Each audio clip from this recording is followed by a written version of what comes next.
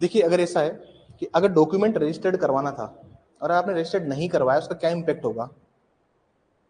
मान लीजिए सेक्शन 17 बोल रहा है रजिस्ट्रेशन एक्ट का कि डॉक्यूमेंट रजिस्टर्ड होने चाहिए थे, ठीक है, क्योंकि वहां लिखा हुआ है ना sir, document required by law to be reduced in writing, लिखा हुआ है इस डायरेक्ट के अंदर। पढ़िए एक बार सेक्शन 91 पढ़िए, 91 निकालिए एक बार।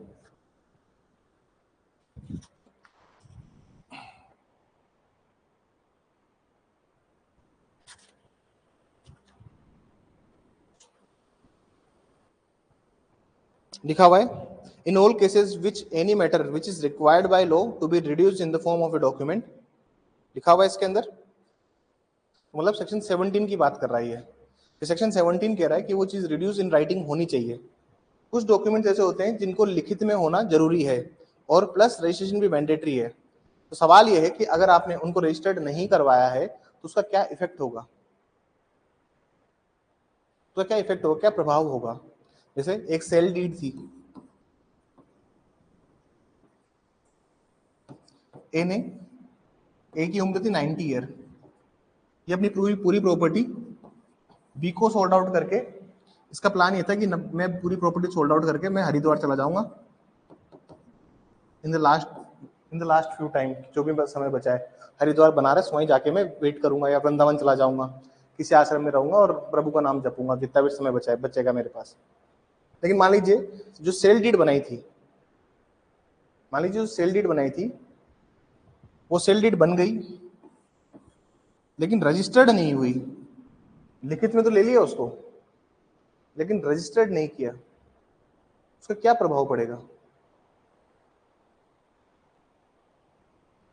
क्या प्रभाव पड़ेगा उसका। ये सारे पढ़ा है ना आप लोगों ने मुझसे।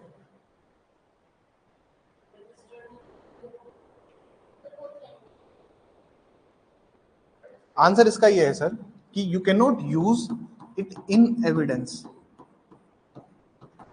आप साक्ष्य के रूप में इसको इस्तेमाल नहीं कर सकते, आप एविडेंस के रूप में इसको यूज नहीं कर सकते। आंसर ये है इसका, you can not use such document which is be reduce in writing, जिसको रजिस्टर्ड होना चाहिए था, आप उसको in form of document use नहीं कर सकते। मतलब आप एविडेंस की तहत उसको यूज नहीं कर सकते कोर्ट के अंदर। इसका कुछ इतना ही इसका प्रभाव पड़ेगा और कोई प्रभाव नहीं पड़ेगा। एविडेंस में ही यूज नहीं कर सकते, और तरीका है उसको यूज करने का, आप उस पर स्पेसिफिक परफॉर्मेंस ऑफ कॉन्ट्रैक्ट ले सकते हैं। याद है ये 49 कुछ तो कुछ याद आया होगा, अभी भी कुछ याद नहीं आया।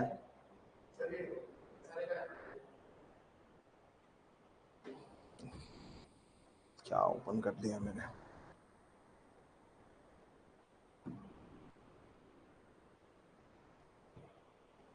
याद आया नहीं आया सेक्शन 49 तुम लोगों ने पढ़ा हुआ है ना, मीनू पढ़ा हुआ है ना आपने मुझसे। तुम लोगों ने क्या पढ़ा है मुझे नहीं पता, और ऐसी इस पढ़ाई से तो एग्जाम नहीं निकलने वाला है बेटा। बहुत डिटेल में अगर नहीं पढ़े हो तो फिर मुश्किल है।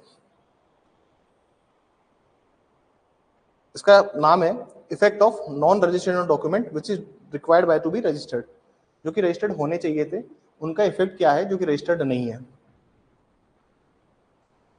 लिखिए देखिए इसमें क्या लिखा हुआ है, no document required by section, मतलब जो डॉक्यूमेंट रिक्वायर्ड बाय था, बी रिसीव्ड एज एविडेंस, मतलब उसको एविडेंस में आप यूज नहीं करेंगे। इसमें यूज नहीं करेंगे, एविडेंस में यूज नहीं करेंगे, लेकिन एक जगह यूज कर सकते हैं अपन, कहां पे, जहां पे आपको स्पेसिफिक परफॉर्मेंस ऑफ कॉन्ट्रैक्ट चाहिए। क्या चाहिए आपको, specific suit for the specific performance under chapter 2 of specific relief act, पुराना ही लिखा हुआ है इसमें तो, ठीक है। एचआरए 1963 में जो चैप्टर 2 है ना sir, specific performance of contract का, आप वहां पे इसको यूज कर सकते हैं। रजिस्टर्ड नहीं है तो भी आप यूज कर सकते हैं। एसआरए पढ़ाऊंगा तब इसको बहुत डिटेल में समझाऊंगा कि सब बातें क्या किस तरह से काम करती है, ठीक है। क्या समझ में आई, लिख लीजिए, एक लाइन लिख लीजिए इसमें, if as per Indian Registration Act, if as per Indian Registration Act, if as per Indian Registration Act, wherever a document is required by to be registered, wherever a document is required by to be registered, भारतीय registration अधिनियम के अंतर्गत भारतीय registration अधिनियम के अंतर्गत यदि कोई दस्तावेज रजिस्टर्ड होना अनिवार्य है, रजिस्ट्रेशन अधिनियम के अंतर्गत यदि कोई दस्तावेज रजिस्टर्ड होना अनिवार्य है, but it was not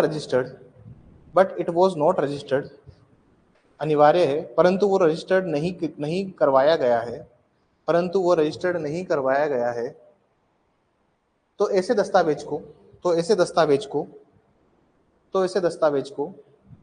but it was not document, दस्तावेज को रजिस्टर्ड नहीं करवाया गया है, तो ऐसे दस्तावेज पर कोई साक्ष्य दस्तावेज पर कोई साक्ष्य के रूप में नहीं दिया जा सकता, कोई साक्ष्य के रूप में नहीं दिया जा सकता। Then such document cannot be used in evidence.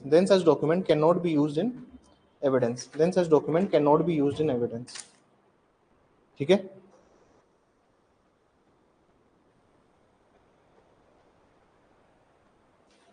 वो डिटेल में नहीं जाऊंगा मैं, बस इतना डिटेल में जाऊंगा, बाकी फाउंडेशन क्लास में पढ़ना फिर वो डिटेल में, इतना डिटेल में नहीं जाना चाहता मैं इसके, वरना इसमें ना ऐसा भी होता है कि डॉक्यूमेंट जो होते हैं, एक डॉक्यूमेंट होता है जो कि रजिस्टर्ड बाय लॉ होता है, एक डॉक्यूमेंट है जो कि रजिस्टर्ड नहीं है। ऐसा है कि डॉक्यूमेंट है जिसको सिर्फ लिखित में चाहिए, रजिस्टर्ड नहीं चाहिए, क्या आप उसमें ओरल एविडेंस दे सकते हैं। एक डॉक्यूमेंट है जो कि रजिस्टर्ड है, लेकिन जो कि रजिस्टर्ड है, क्या उसमें आप ओरल एविडेंस दे सकते हैं, डॉक्यूमेंट्री एविडेंस दे सकते हैं, वो अलग अलग प्रोविजन है, वो नहीं है, उस पर डील करवाना है। आगे चलो आप एक्सप्लेन, हम एक्सेप्शन 1 में आते हैं। जनरल रूल मैंने कल लिखवा दिया था, उसके बाद भी हमने थोड़ी क्लास को एक्सटेंड किया, मैं और 4 प्रोविजंस और इसमें जो मैं नहीं बताना चाहता क्योंकि हमारे एपीयू के लिए वो रिलेवेंट नहीं है, क्योंकि देखा जाए तो ये टेक्निकली सिविल का पोर्शन है। ये किसका पोर्शन है? सिविल का पोर्शन है, लेकिन गलती से अगर आ गया तो इसलिए पढ़ाया है, जितना पढ़ाया उतना सफिशिएंट है एपीयू के पॉइंट ऑफ व्यू से, ज़्यादा नहीं पढ़ेंगे, अदरवाइज फिर 40 क्लास में होगा नहीं है। सेक्शन एक्सेप्शन 1 देखिए, इसका एक्सेप्शन 1 क्या कहता है। मान लीजिए किसी पब्लिक सर्वेंट को जो कि required by law to be appointed in writing है, when it is shown that a particular person has acted as such officer by the writing which he is appointed need not to be proved. मान लीजिए आपको appoint कर दिया है, अरे sir ऐसा हुआ जज साहब की अपॉइंटमेंट हो गई, ठीक है, अब अपॉइंटमेंट के पहले जो प्रिंसिपल डिस्ट्रिक्ट जज है उसको लेटर सेंड किया अकेडमी ने कि हमारा एक जो ट्रेनी है, हमारा एक ट्रेनी सिविल जज आपके पास ट्रेनिंग करने आएगा, लेकिन जो प्रिंसिपल डिस्ट्रिक्ट जज है वो कहाँ गए, छुट्टी पे गए हुए 5-7 दिन की। आप आगे से ट्रेनिंग करने आए, तो आप ऑफिस में गए तो बोले सर तो छुट्टी पे गए हुए, तो उन्होंने आपने दिखाया कि वो आया हुआ लेटर, मैं न्यूली अपॉइंटेड जज हूँ और मुझे यहाँ पे ट्रेनिंग के लिए भेजा गया है, ठीक है, तो आपसे डॉक्यूमेंट नहीं मांगे जाएंगे। सवाल समझ में आया? आपको प्रूव करने की आवश्यकता नहीं है कि आप अधिकारी हो, आपको आवश्यकता नहीं है प्रूव करने की, समझ में आई बात? जैसे कोर्ट ने एक दिन बुला लिया किसी आईएएस ऑफिसर को, और आईएएस ऑफिसर आ गया, खड़ा हो गया, और कोर्ट ने पूछा कि आप कौन, आपने कहते सर मैं आईएएस ऑफिसर हूँ और मैं इस जेडीए का सेक्रेटरी हूँ या फिर मैं किसी में सेक्रेटरी लगा हुआ डिपार्टमेंट में, तो कोर्ट आपसे नहीं कहेगा लाओ आईडी कार्ड दिखाओ तुम्हारा आईएएस हो या नहीं है, आवश्यकता नहीं है, ये एक्सेप्शन है। समझ में आई बात? इसमें देखिए, अगर मान लीजिए किसी को गवर्नर ने अपॉइंट किया है, आप लोगों को अपॉइंट कौन करेगा? आप लोग जज बन जाएंगे तो अपॉइंट कौन करेगा? अरे गवर्नर, आपकी अपॉइंटमेंट गवर्नर से होती है। कॉन्स्टिट्यूशन पढ़ा ही नहीं पढ़ा है? लिखा है ना वहां पे, आर्टिकल बता दे कोई तो मजा ही आ जाए। पढ़ा दिया ना कॉन्स्टिट्यूशन मैंने, तुम नोट्स भी रिवाइज करते हो या उसको रख देते हो बस अभी इसको आराम करने दो। कॉन्स्टिट्यूशन का मेंस होना बाकी है और प्रीलिम्स भी होना बाकी है। तो तुम्हारा टेस्ट बहुत पेंडिंग चल रहे हैं, ये तुम्हें एग्जाम आ गई ना प्रीलिम्स, इस वजह से तुमका टेस्ट नहीं हो पाया।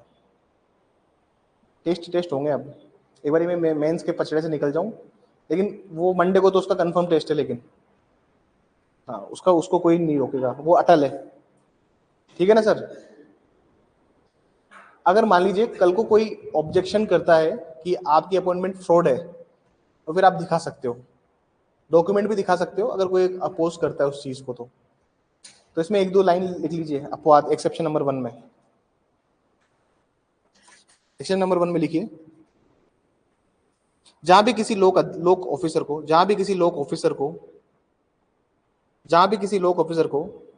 लिखित रूप से नियुक्त किया जाता है, जहां भी किसी लोक ऑफिसर को लिखित रूप से नियुक्त किया जाता है,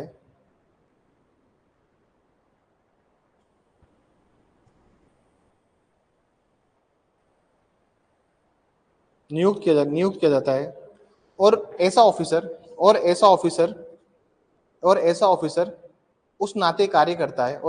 उस नाते कार्य करता है,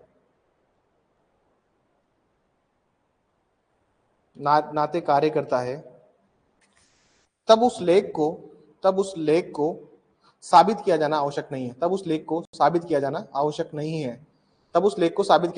नहीं है। इंग्लिश में लिख लीजिए, दो चार लाइन है। Wherever a public officer is appointed in writing, and it is shown that he has worked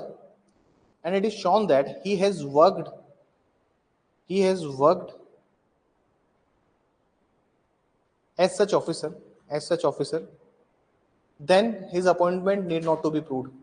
Then his appointment and he has worked, then his appointment need not to be proved.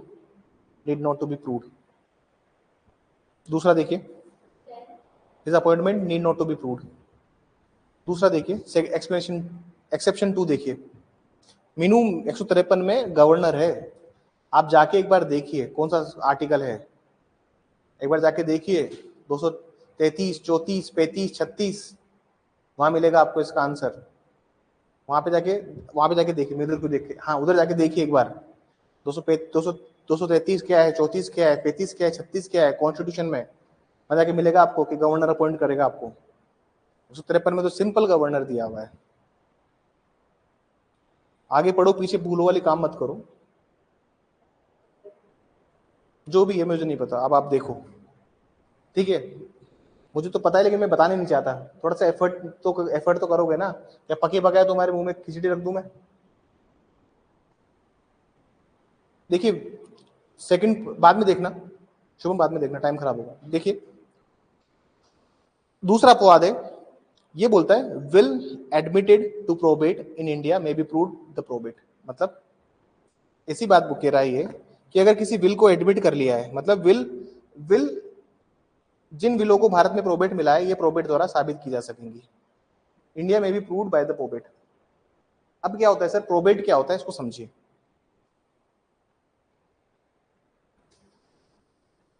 और एक एक point समझना। अब sir ऐसा है,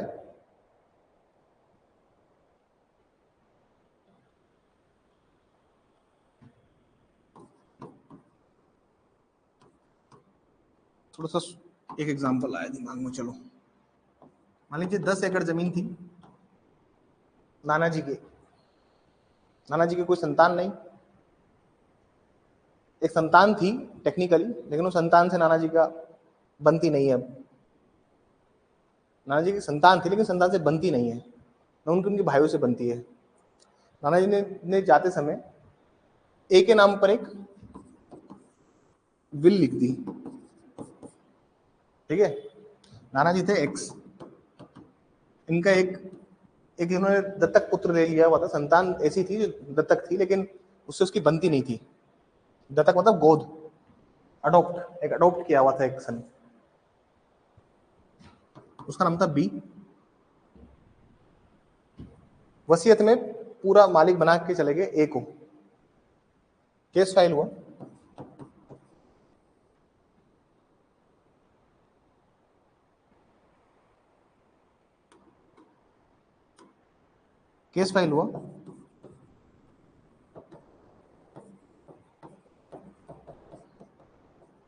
declaration, घोषणात्मक decree, जो section 34 है, आपको घोषणा करवानी है कि ये जो 10 एकड़ है अब किसकी है। इसके साथ में आपने और रिलीफ मांगी, जो ये विल है इसको इस पे प्रोबेट भी दिया जाए। विल के ऊपर प्रोबेट क्या होती है समझिए। मान लीजिए कोई वसीयत है, अगर कोर्ट ने इसको एग्जामिन कर लिया, कोर्ट ने जब इसको एग्जामिन कर लिया तो विल को एग्जामिन करते वो क्या बन जाएगी,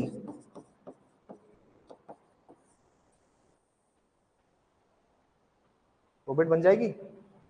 द मोमेंट कोर्ट एग्जामिन, उसका परीक्षण कर लिया कोर्ट ने कि ये विल असली है नकली है, क्या बन गई वो, प्रोबेट। और सर ये केस किसके फेवर में पास हो गया, ए के फेवर में डिक्री हो गया। अब आगे की कहानी सुनिए।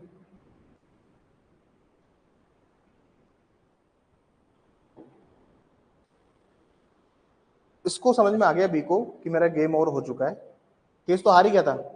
किसी वकील ने ज्ञान दे दिया कि विल अंतिम मान्य होती है। क्या बोलते किसी वकील ने कि लास्ट विल मान्य होती है। उसके पास क्या पता कि वो विल असली है नकली है, वो अंतिम है क्या है, एग्जीक्यूट थोड़ी कराई थी, निष्पादन थोड़ी हुआ था। बोला ठीक है, ये बात भी ठीक है। बोले कि उसकी आपके पास केस की फाइल होगी ना, तो वैसी राइटिंग मेरे को डॉक्यूमेंट बना दो, या टाइप करके नाना जी का अंगूठा या साइन कुछ भी हो तो लगवा दो। बोला ठीक है, ये भी ठीक है। अब बी ने क्या किया सर, बी ने क्या किया, एक और विल प्रोड्यूस कर दी कोर्ट के सामने कुछ टाइम बाद। और यहां पे जो डिग्री आई थी ना सर, कोर्ट ने डिग्री के रूप में क्या दी थी, कोर्ट ने क्या दिया था, प्रोबेट। डिग्री तो इसलिए दी क्योंकि आपको घोषित किया जाता है कि आप इस 10 एकड़ के मालिक हैं, और इस विल के ऊपर क्या दे दिया, प्रोबेट। एक और विल बना लाया। बात समझ में आई। अगर कल को एक और विल आ जाएगी, कल को अगर एक और विल इन क्वेश्चन होती है, एक और विल जिसके ऊपर प्रश्न चिन्ह होगा, तो इस विल को डिस्प्रूव करने के लिए, ना साबित करने के लिए क्या लेके आओगे आप,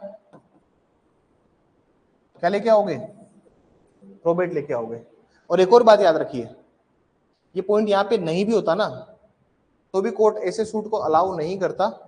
इसलिए नहीं करता क्योंकि सेक्शन 41 निकाली एक बार। सेक्शन 41 में 4 तरह के मामले हैं, उसमें एक है प्रोबेट, जिनके ऊपर क्या होता है सर, कंक्लूसिव प्रूफ होता है,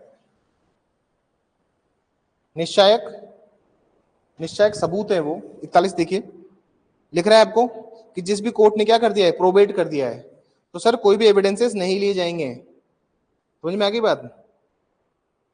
जहां पे भी कोर्ट ने डिक्लेयर कर दिया है कोई भी लीगल कैरेक्टर, तो उसके ऊपर कोई भी सबूत नहीं लिया जाएगा।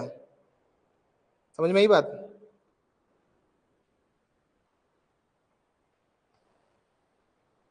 देखिए एक लाइन लिखी हुई है, सेकंड पैराग्राफ को पढ़िए, वहां लिखा हुआ है सच जजमेंट ऑर्डर और डिक्री इज कंक्लूसिव प्रूफ।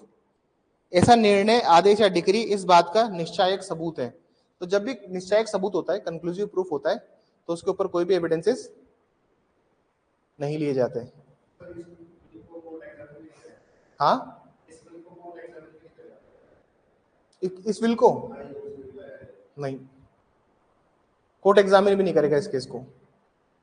लेकिन ये लोग लिख रहे हैं कि अगर भविष्य में कभी भी कोई ऐसी बात होती है, तो आप प्रोबेट को लेके जाइए, आप वापस जो ओरिजिनल विल है ना, जो कोर्ट में दी थी आपने, ओरिजिनल विल जो ये विल दी थी एक के द्वारा लिखी हुई, इसको लेके आने की जरूरत नहीं है, प्रोबेट लेके आइए बस।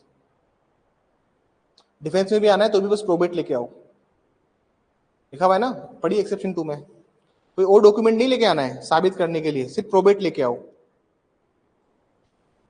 अब एक्सेप्शन 2 पढ़िए, wills admitted to probate in India may be proved by the probate. Sir admit हो गई ना एक बार में, अब कल को वापस से उसको साबित करना है आपको, तो फिर आपको प्रोबेट ही दिखानी है। अब कभी ये विल का प्रोबेट क्वेश्चन में भी होता है ना, कोई इसके ऊपर ऑब्जेक्शन भी लेता है कि यहाँ पे ये प्रोबेट आ कैसे गई, तो इसको साबित करने के लिए भी प्रोबेट ही लेके आओगे। समझ में आई बात। लिखा हुआ है ना हिंदी में, अगर मैं पढ़ूं तो, जिन विलों को भारत में प्रोबेट मिला है वे प्रोबेट द्वारा ही साबित की जाएंगी। भाई प्रोबेट इंडिया की कोर्ट ने दिया है तो प्रोबेट भी वही होगा। कल को अगर मान लीजिए वो एक नकली बिल बना लाता है, या कहीं से भी सर मान लीजिए असली बिल मिल गई उसको कहीं से, तो वो जो विल इन क्वेश्चन है उसको भी प्रोबेट से साबित करना पड़ेगा आपको। ठीक है, पहली बात तो कोर्ट एविडेंस नहीं लेगा, क्योंकि 41 लग जाएगा ना। अगर फिर भी कोर्ट समझता है कि नहीं नहीं ये तो ज्यादा ओरिजिनल लग रही है, ये तो रजिस्टर्ड भी है, अरे रजिस्टर्ड भी है, इसमें तो 4 गवाह भी आ सकते हैं, तो भी उसको डिस्प्रूव करने के लिए प्रोबेबिलिटी सफिशिएंट होती है दिखाना।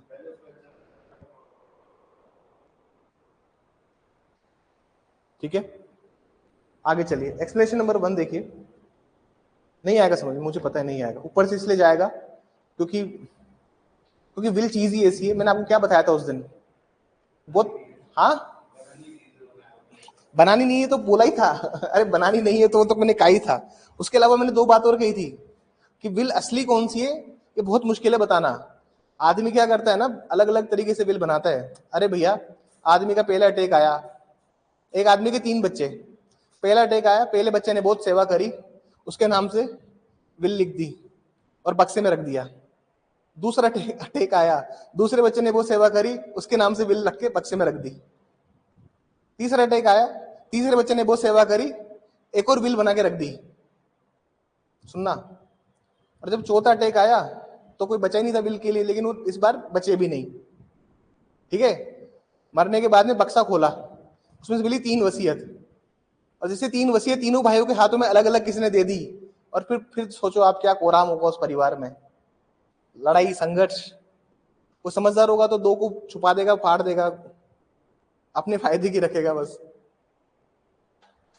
देखना आप कभी भी ऐसे डेथ होती है ना, तो उसके घर सामान वामान पूरे चेक, एक भाई होता है वो तो हमेशा सब में लग जाता है। जैसे कोई इधर उधर गया, रात में सब सोए, उसके सामान देख रहे हैं, संदूक बंदूक खोल रहे हैं, क्या कुछ रखा है क्या। विल वसीयत, तो ये वसीयत जो चीज है ना सर, अभी ओरिजिनल लाए कोई सी भी लाए, लेकिन अगर आपको इसको डिस्प्रूव करना है, इसको ना साबित करना है, अरे मान लो भी एक और वसीयत ले आए कहीं से उठा के, उसको ना साबित करने के लिए प्रोबेबिलिटी सफिशिएंट है देने में। ये जो ओरिजिनल विल है ना, जिसपे इसने प्रोबेट लिया है या केस फाइल करके विल लिया था, इसको लेके आने की जरूरत नहीं है मार्केट में वापस, इसको दिखा दे बस, इतना समझ लो बस। एक्स्ट्रा क्या, मैं तो एक्स्ट्रा बता दिया कि 41 को भी 41 होगा तो फिर वो कंक्लूसिव प्रूफ है, एविडेंस नहीं दोगे आप, चलो छोड़ो उसको। एक्सप्लेनेशन नंबर 1 में आई है, ये डायग्राम वायग्राम बना लेना इसमें। इसमें एक लाइन लिख देना, वसीयत को साबित करने के लिए, वसीयत को साबित करने के लिए, वसीयत को साबित करने के लिए प्रोबेटी प्रोबेटी प्रोबेटी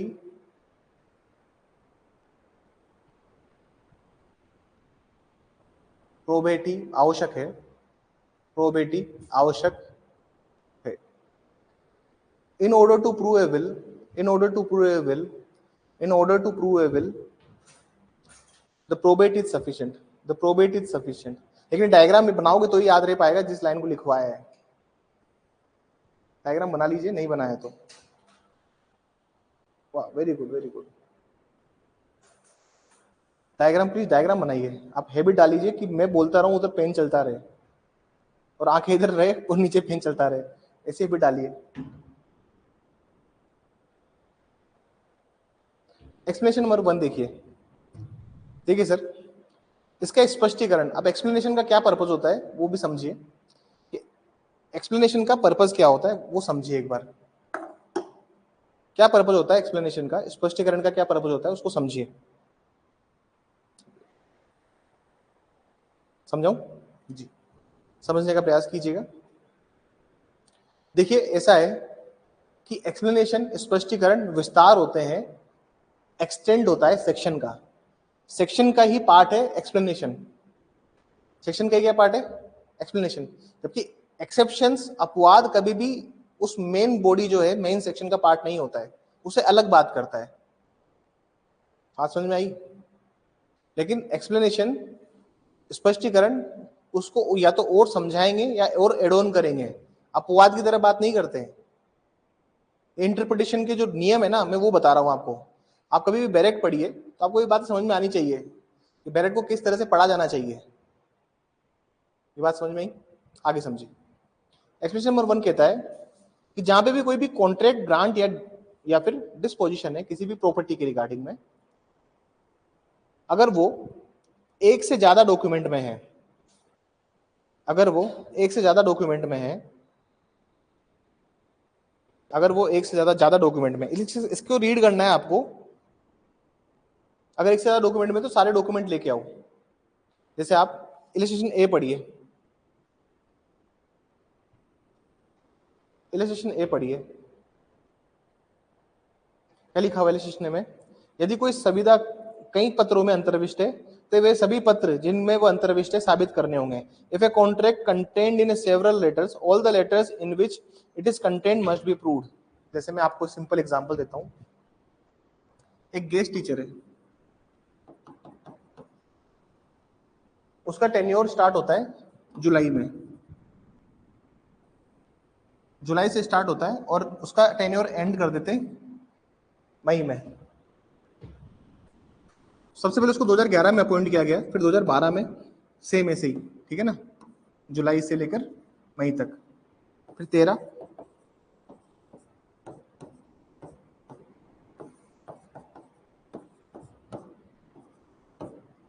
ऐसे करके उसने लगातार काम किया है। आज क्या है ना सर, जिस स्कूल में वो काम करता था वहां पे वैकेंसी निकाली गवर्नमेंट ने, स्कूल ने वैकेंसी निकाली और स्कूल ने क्या किया है सर, जो बेचारे ऑलरेडी संविदा पे काम कर रहे थे 15-15 हजार 20-20 हजार रुपए में, उनको नौकरी पे ना रखकर किसको रख लिया, नए को रख लिया, और इनको मौका भी नहीं दिया, इनको अपॉर्चुनिटी भी नहीं दी कि आप एग्जाम में अपेयर भी हो। मान लीजिए जिस दिन एग्जाम था इन्हीं की ड्यूटी लगा दी एग्जाम के अंदर।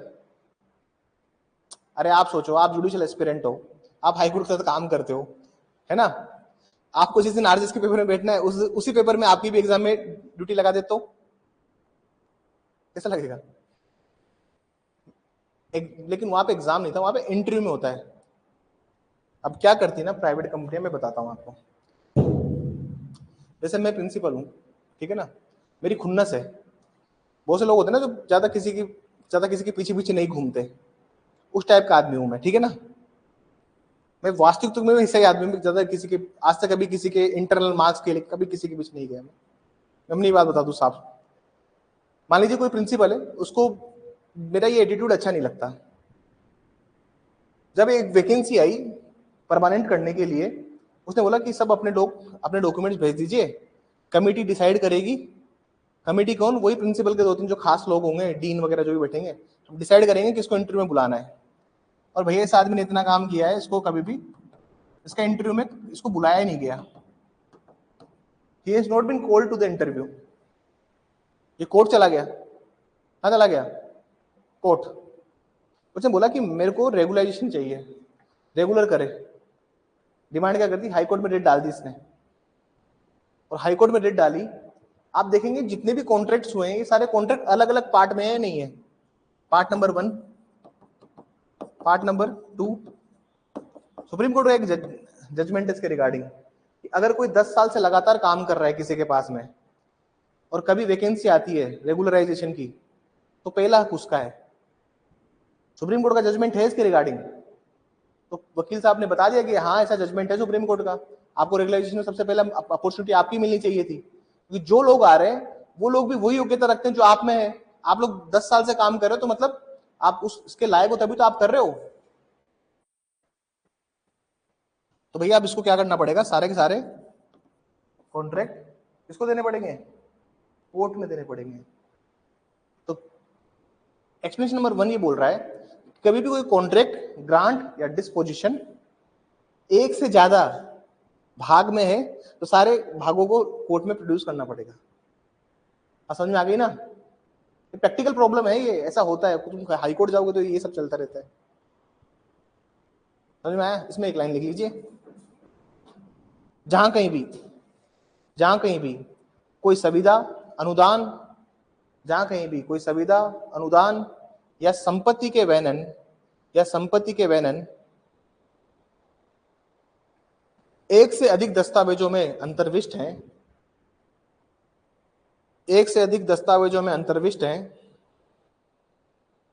तो उन्हें समान रूप से प्रस्तुत करना होगा। wherever a contract grant or disposition of a property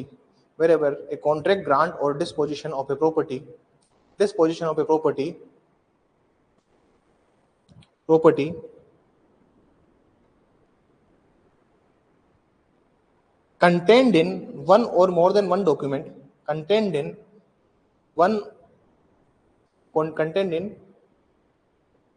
or more than one document contained in one and more one and more than one document, then all document must be produced. Then all documents must be produced. Then all document must be produced.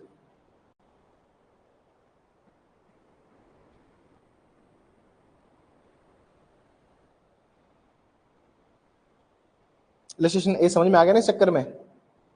ठीक है, अब आगे चलिए, अब expression 2 पे आइए। Expression 2 को समझने के लिए आप समझिए एक्सेप्शन 3 को, सॉरी इलस्ट्रेशन 3 को। सर इनका नाम भी हैंड टू हैंड साथ ही लिख के चलिए कि इसके साथ कौन सा पढ़ना है, इसके साथ कौन सा पढ़ना है, वरना सर ये समझ में नहीं आएंगे।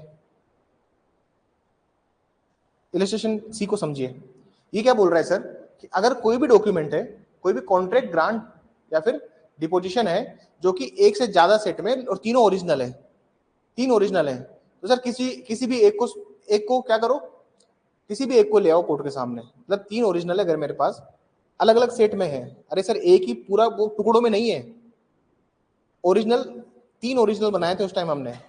ओरिजिनल तो कितने भी बना सकते हो आप, ये थोड़ी ना कि आप डॉक्यूमेंट का एक ही ओरिजिनल बनाओगे, ओरिजिनल तो आप कितने भी बनाओ। अरे सर 10 पार्टनर है तो 10 पार्टनर को 10 डॉक्यूमेंट बांटने के लिए ओरिजिनल बनाओ। अभी बिल्डिंग 10 लोगों ने मिलकर खरीदी है या 10 लोगों से मेरा अलग अलग कॉन्ट्रैक्ट है, तो 10 डॉक्यूमेंट बनाऊंगा, और 10 के 10 ने अगर एक पे साइन किए हुए हैं, और ऐसे ही अगर 10 डॉक्यूमेंट पे 10 के 10 ने साइन किए हुए हैं, तो 10 के 10 ओरिजिनल है। तो ये कहना चाह रहा है कि अगर एक से ज्यादा है तो आप एक ही प्रोड्यूस कर दो, काम चल जाएगा। लिखिए इसमें, लिखिए इसमें, wherever there are more than one original, wherever there are more than one original, wherever there are more than one original, wherever there are more than one original, then only one original need to be proved. Then only one original need to be proved. Then only one original need to be proved. Then only one original need to be proved. जहां कहीं भी दस्तावेज एक से अधिक मूल में है, जहां कहीं भी दस्तावेज एक से अधिक मूल में है, जहां कहीं भी दस्तावेज एक से अधिक मूल में है, वहां केवल एक मूल को साबित करना आवश्यक है। वहां केवल एक मूल को साबित करना आवश्यक है। अब समझिए आगे की कहानी। एक्सप्रेशन नंबर 3 ये बोलता है सर क्या, वो सुनिए, इंपॉर्टेंट इलस्ट्रेशन है, इंपॉर्टेंट इलस्ट्रेशन है।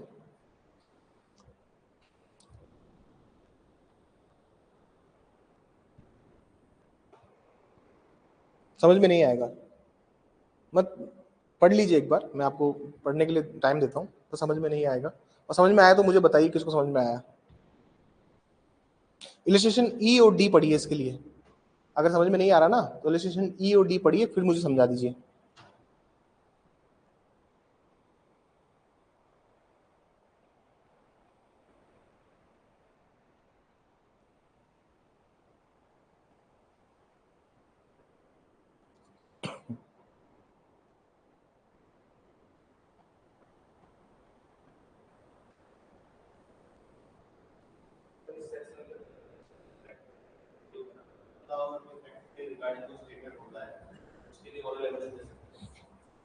कैसे?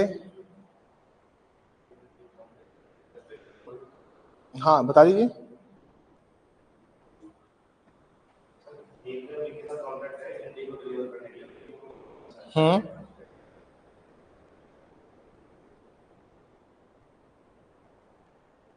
चलिए ठीक है, बस हो गया, मैं बताता हूँ, सुनिए इधर। जो एक्सप्रेशन नंबर सी है इसको समझिए, सी है तीसरा है, सॉरी तीसरा है, समझिए इसको क्या बोलता है। सर ऐसा है, और ये क्या बोलना चाह रहा है देखिए, अब इधर एक ही बार में समझ में आ जाएगा। सर ये क्या बोल रहा है, मान लीजिए हमारे बीच में लगातार ट्रांजेक्शन्स होते रहते हैं, जैसे 1/1/2024 को मैंने कमल बुक प्रकाशन है उससे 100 सेट मंगाए थे आरजेएस प्री के। आरजेएस प्री में जितने भी सिलेबस आता है उसका सेट बना के भेजा था, अराउंड 1100-1200 रुपए का सेट पड़ता है, कानून प्रकाशन, ठीक है। 100 सेट मंगाए थे,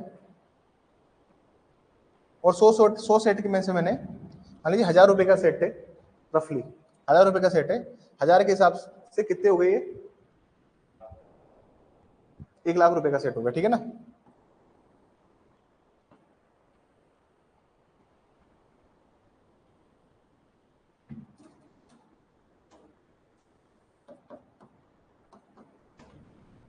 मैंने सिर्फ 80 लाख का पेमेंट किया था। क्या किया था मैंने? सिर्फ और सिर्फ सॉरी 80,000 का पेमेंट, सॉरी मैंने सिर्फ 80,000 का पेमेंट किया, ठीक है।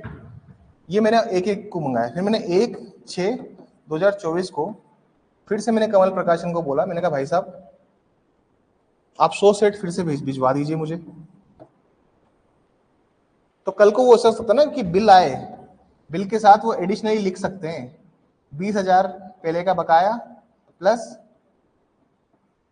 1 लाख। तो जो इन्होंने लिखा ना बिल के अंदर, इसके रिगार्डिंग ओरल एविडेंस दिए जा सकते हैं। ये एक्सप्रेशन सी बोल रहा है, डायरेक्ट पढ़िए। अब आप पढ़िए एक्सप्रेशन 3, अब समझ में आएगा। The statement in any document, whatever, of a fact other than the facts referred to in this section shall not preclude the admission of oral evidence as to the same fact. इस धारा में निर्दिष्ट तथ्यों से भिन्न किसी तथ्य का किसी भी दस्तावेज में कथन उसी तथ्य के मौखिक साक्ष्य की ग्राह्यता के प्रमाणन नहीं करेगा। और ये सेम चीज कहाँ लिखी हुई है? डी इलस्ट्रेशन में लिखी हुई है। अब डी इलस्ट्रेशन पढ़िए एक बार।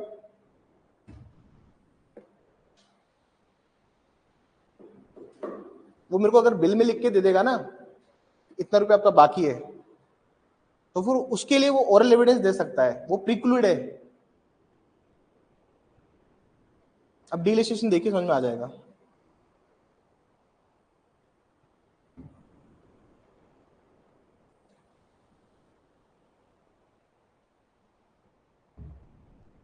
तो पहले का ट्रांजैक्शन है ना सर, जो पहले का ट्रांजैक्शन हुआ है उसके रिगार्डिंग आप बता सकते हो। जैसे इलस्ट्रेशन ई देखिए, ई में भी आपको वही चीज मिलेगी। A gives a receipt for money paid by B, oral evidence is offered for the payment, oral evidence is offered for the payment. Payment किया ना सर, उसका ओरल एविडेंस दे सकता है वो। भाई पहले का आपका 1 लाख का पेमेंट था, उसका 80,000 पे कर दिया, 20,000 बाकी है। समझ में आई है पूरी कहानी? गणित आसान है। देखिए it was a tough illustration, बाकी के तो मेरे को पता नहीं, लेकिन जो टफ होता है वो टफ है। चलें आगे। देखिए इलस्ट्रेशंस नहीं पढ़ाऊंगा मैं, एक बार मैं रीड कर लेता हूँ। एक्सप्लेनेशन 59 का एक्सेप्शन। अच्छा 59 में तो वही कहा गया है कि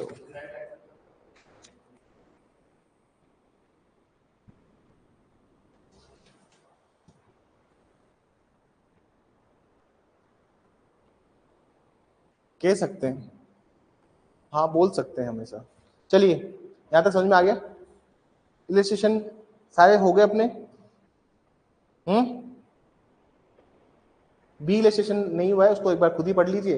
इलस्ट्रेशन नोट कीजिएगा अपने, जब आप डायरेक्ट में नोट्स बनाए घर में, अभी आप रफ में नोट्स बनाइए, घर जाके फिर जब उसको करेंगे तो आप सारे इलस्ट्रेशन और जो डायरेक्ट में लिखा हुआ है वो चीज नोट करेंगे। एक बार एक्सप्लेनेशन 3 लिख लीजिए, मैं लिखवा देता हूँ आपको। स्पष्टीकरण 3 लिखिए जल्दी से। wherever wherever a statement is in document, wherever a statement is in document, wherever a statement is a document which is something other than a fact, which is something other than which is something other than the fact, which is something other than the fact referred under this section,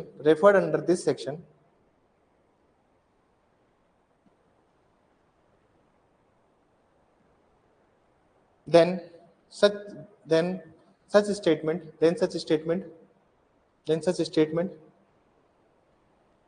can be proved by oral evidences. Then such statement can be proved by oral evidences. लिखिए, इसमें हिंदी में लिखिएगा। जहां कहीं भी निर्दिष्ट तथ्यों से भिन्न कोई तथ्य, जहां कहीं भी निर्दिष्ट तथ्यों से भिन्न कोई तथ्य का कथन दस्तावेज में किया गया है, निर्दिष्ट तथ्यों से भिन्न कोई तथ्य का कथन दस्तावेज में किया गया है, का कथन दस्तावेज में किया गया है तो उसके संदर्भ में मौखिक साक्ष्य दिए जा सकते हैं। तो उसके संदर्भ में मौखिक साक्ष्य दिए जा सकते हैं। तो उसके संदर्भ में मौखिक साक्ष्य मौखिक साक्ष्य दिए जा सकते हैं। These are very plain and plenary provisions, मतलब इसमें कुछ नहीं है। अब ये मत कंफ्यूज होना कि ये अदर देन की बात क्या कर रहा है। देखिए ये कॉन्ट्रैक्ट यहीं पे खत्म हो चुका है, तब एक नया कॉन्ट्रैक्ट आ गया है, ठीक है ना। अब ये जो सेक्शन है ना, ये सेक्शन सिर्फ इसके लिए मना करेगा, इसके लिए नहीं दोगे। लेकिन अगर पुरानी कोई बात चल रही है, पुरानी कोई स्टेटमेंट या अकाउंट का स्टेटमेंट लिख दिया आपने इसमें, तो ये मान लेना कि इसके लिए दे सकते हो, क्योंकि ये कॉन्ट्रैक्ट जो था ना एक एकड़ 24 को जो हुआ था, ये यहीं पे खत्म हो गया है, ठीक है। और जो 6 महीने बाद जो दूसरा कॉन्ट्रैक्ट हुआ, this is a all independent contract, जहां हम कहते हैं ना कॉन्ट्रैक्ट ग्रांट डिपोजिशन, कहते हैं ना संविदा, अनुदान या फिर कोई भी संपत्ति का अन्वय, ये एक अलग है। That is all together different, that is other different provision. Contract अलग अलग है, इसलिए एविडेंस दिए जा रहे हैं। अगर यही कॉन्ट्रैक्ट कंटिन्यू होता आगे, सुनिएगा इधर, यही कॉन्ट्रैक्ट अगर आगे कंटिन्यू होता, कैसे?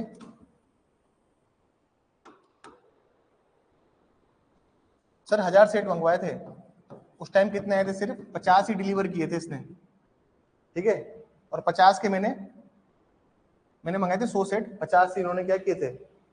डिलीवर किए। तो ये कॉन्ट्रैक्ट अभी तक खत्म नहीं हुआ है, और उन्होंने एक डिलीवरी करी है 1/1/24 को, और दूसरी डिलीवरी करी है 1/6/24 को 50 सेट, और ये कह रहे हैं कि इसके भी 50 सेट के आपने 25,000 ही दिए थे। तो अब इसमें लिखते हैं ना 25,000 बाकी है, तो ये एक ही कॉन्ट्रैक्ट है, समझ में ही बात। वहां पे ओरल एविडेंस नहीं दिए जाएंगे, कॉन्ट्रैक्ट अलग अलग हुआ है तब जाके पैसा अलग अलग दिया है। कॉन्ट्रैक्ट एक ही होता तो पैसा नहीं होता, क्योंकि आप इलस्ट्रेशन डी में पढ़िए ये बात। A contracts in writing with B for the delivery of indigo upon certain term. The contract mentioned that the fact B had paid A the price of other indigo contracted for verbally on another occasion. तो ये contract कौन सा था? Another occasion वाला। हिंदी में अगर मैं बोलूं, इसमें लिखा हुआ है ना किसी अन्य अवसर पर। अगर वो कॉन्ट्रैक्ट अलग अलग नहीं होते ना सर, तो एविडेंस नहीं दे सकते थे। कॉन्ट्रैक्ट अलग हो गए तो ट्रांजेक्शन अलग हो गया। बहुत ही माइन्यूट बात है कि आई डोंट नो तुम लोगों ने नोट की नहीं की, लेकिन इसको नोट कर लेना कहीं पे तुम्हें याद रह जाए तो।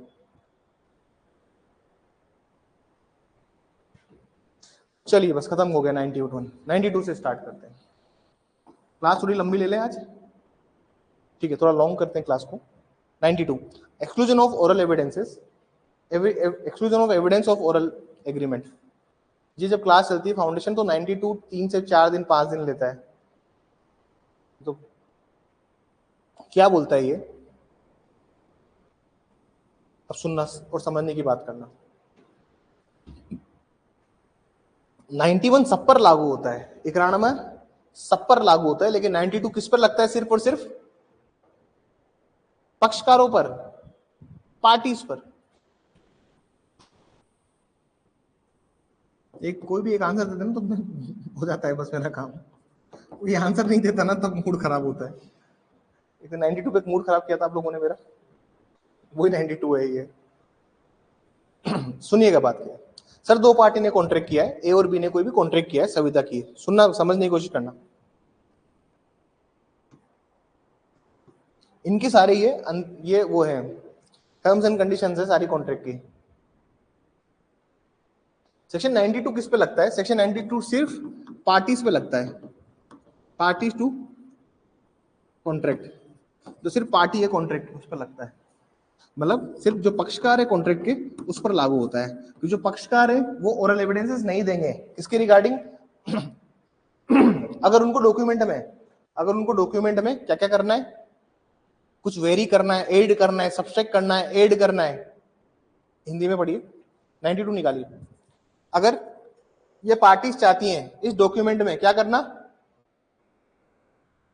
फेरफार करना, जोड़ना, घटाना, या कोई भी चीज जोड़ना, समझ में आ रही बात? तो सर ये कह रहा है कि ये पार्टीज एविडेंस क्या करेंगी? नहीं देंगी। तो मतलब सेक्शन 92 कहां लगता है? सिर्फ और सिर्फ पार्टीज पे लगता है। डायरेक्ट में अंडरलाइन कीजिए कोड लाइन। एक शब्द दिख रहा होगा आपको 92 में, लिखा हुआ है एक शब्द है, आप पढ़ेंगे इसे। When the terms of any such contract, grant or double deposition of or any other matter required by law to be writing, एक शब्द होगा यहाँ पे, वो देखिए, एज बिटवीन द पार्टीज, दिख रहा है? एज बिटवीन द पार्टीज, ऐसे किसी लिखत के पक्षकारों या उनके हित प्रतिनिधियों के बीच, लिखा हुआ है एज बिटवीन द पार्टीज, मिला? यहां से देखिए नीचे से ऊपर एक दो लाइन ऊपर पड़ी, एज बिटवीन द पार्टीज। अरे ये एडवोकेट लोग लेके घूमते हैं मैनुअल। आलसी नहीं बनना है, अभी जगह नहीं है उसमें लिखने की। मान लीजिए आपको स्टिकी नोट पुट करना है,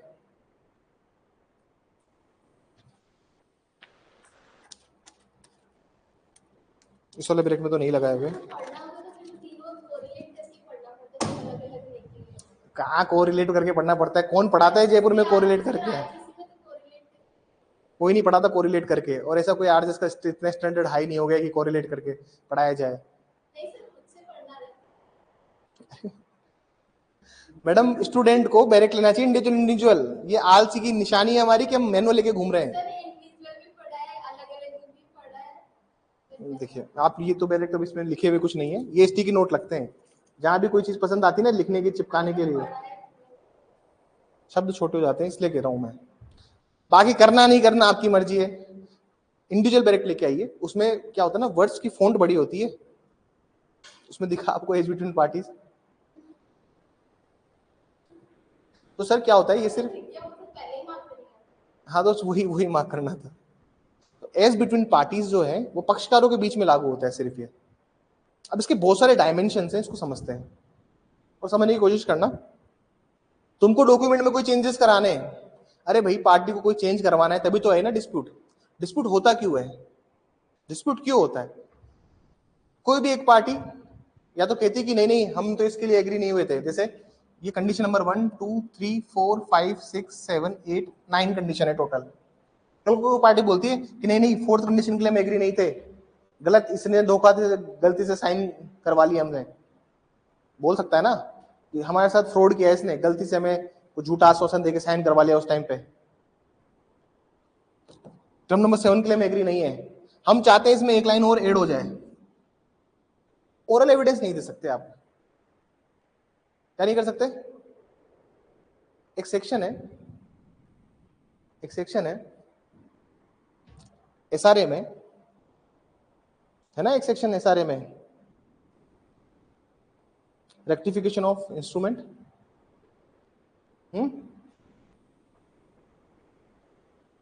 क्या क्या बोल रहे हैं आप बताइए? रेक्टिफिकेशन ऑफ इंस्ट्रूमेंट, वो तो एक्नॉलेजमेंट था, वो तो एक्नॉलेजमेंट था ना। दस्तावेजों में फेरफार, जोर से बोलिए, सही बोल रहे हो, सही जोर से बोलिए।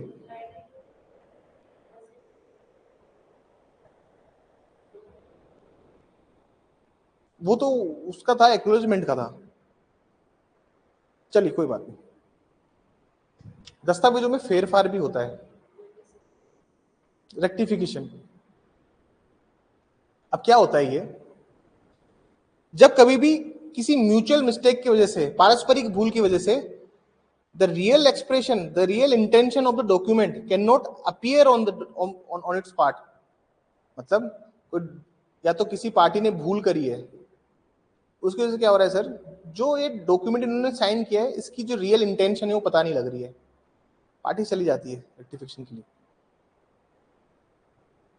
एक बार ऐसा नहीं निकालू, थोड़ा सा मेरे को इंटरकनेक्ट करके पढ़ाना है, स्पेसिफिक रिलीफ एक्ट।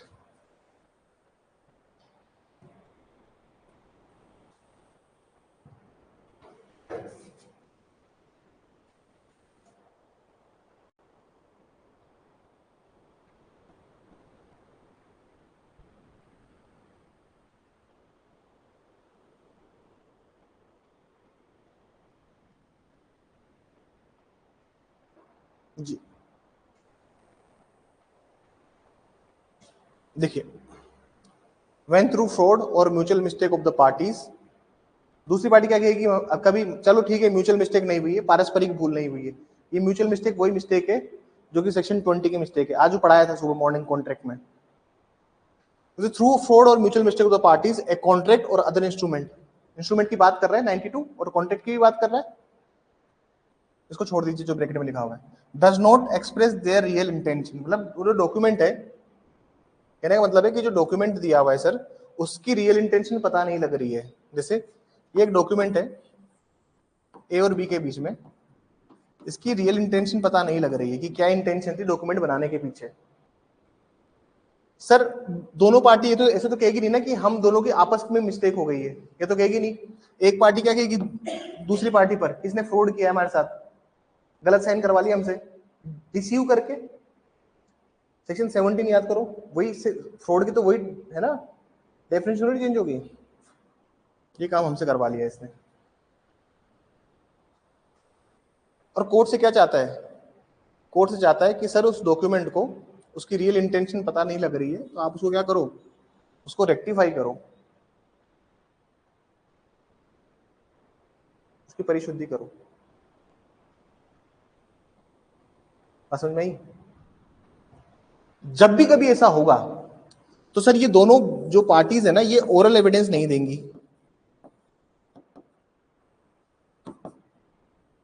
लेकिन जो थर्ड पार्टीज हैं सेक्शन 92 में वो ओरल एविडेंसेस दे सकती हैं।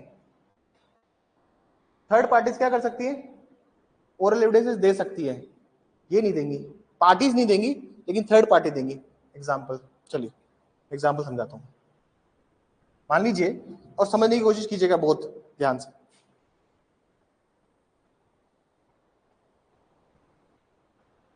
मान लीजिए एक डॉक्यूमेंट साइन के बीच में ए और बी के बीच में,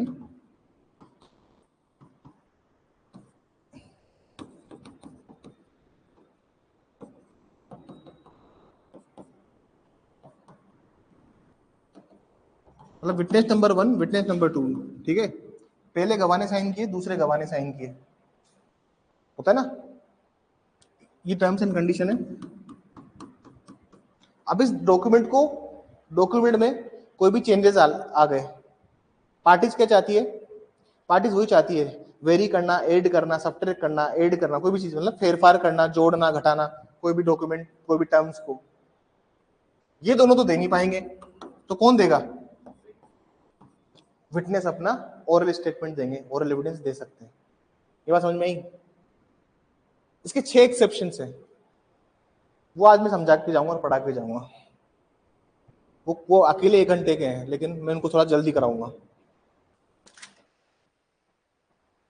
देखिए थोड़ा सा, सेक्शन 92 टॉक्स अबाउट, प्लीज अपने नोट्स में प्लीज इलस्ट्रेशन नोट करना, illustrations are very important in the part of evidence, in the part of IPC.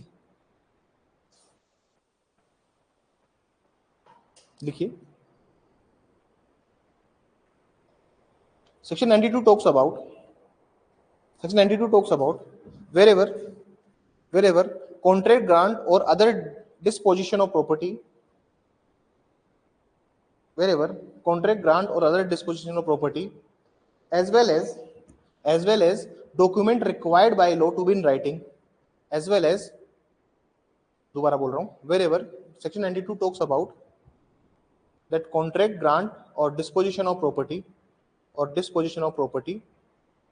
as well as other matters required by law to be in writing, as well as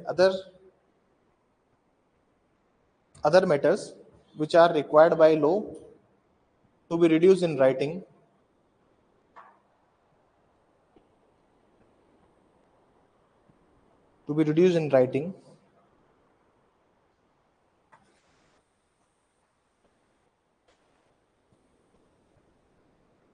no oral evidences shall be given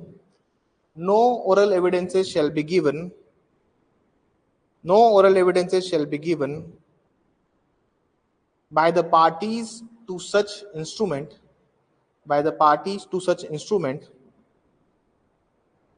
by the parties to such instrument for the purpose of contradicting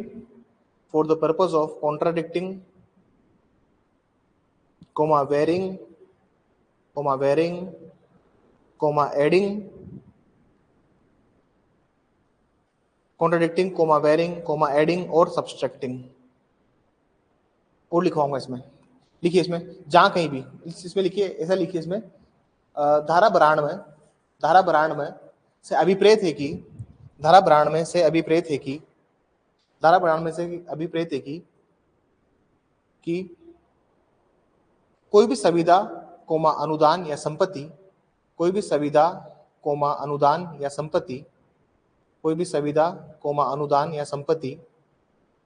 संपत्ति के अन्य वैनन के निबंधन जिनको विधि द्वारा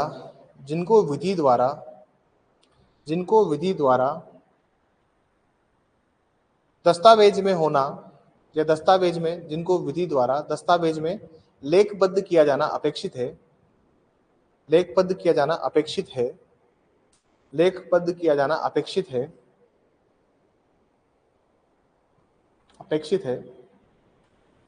तो उन मामलों में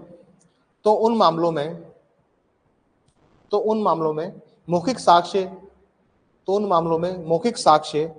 किसी भी पक्षकार द्वारा नहीं दिया जाएगा। तो उन मामलों में मौखिक साक्ष्य किसी भी पक्षकार द्वारा नहीं दिया जाएगा। तो उन मामलों में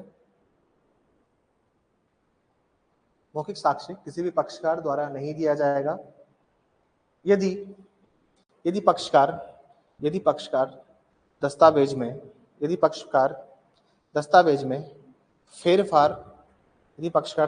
फेरफार कोमा जोड़ना या घटाना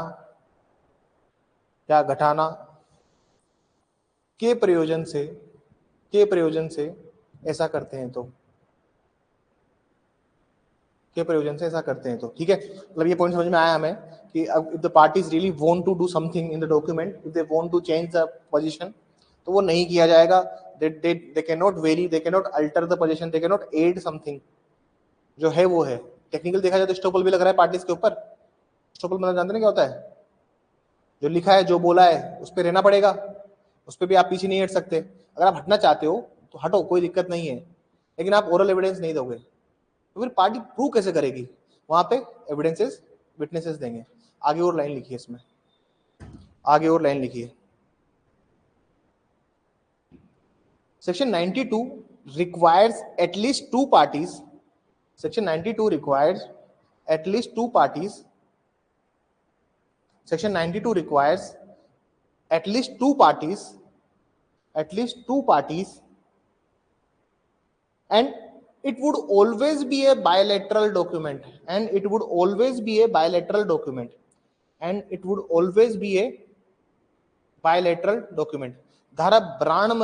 धारा 92 हमेशा दो पक्षकारों के मध्य लागू होगा। धारा 92 हमेशा दो पक्षकारों के मध्य लागू होगा,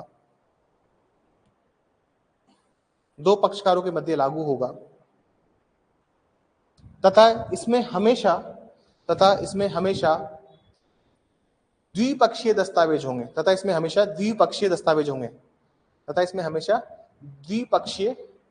होंगे। तो सर कौन से डॉक्यूमेंट होंगे? डिस्पोजिटिव, नॉन डिस्पोजिटिव?